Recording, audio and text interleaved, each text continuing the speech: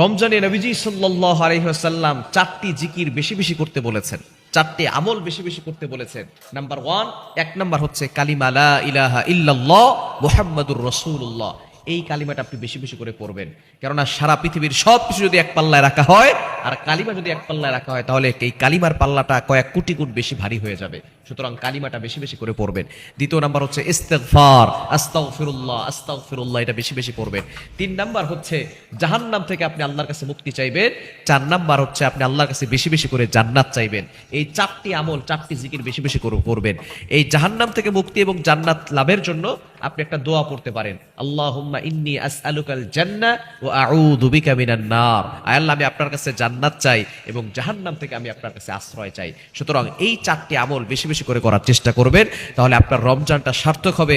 এই রমজানের মাধ্যমে আপনি জান্নাত থেকে জান্নাতে যেতে পারবেন এবং জাহান্নাম থেকে মুক্তি পেতে পারবেন।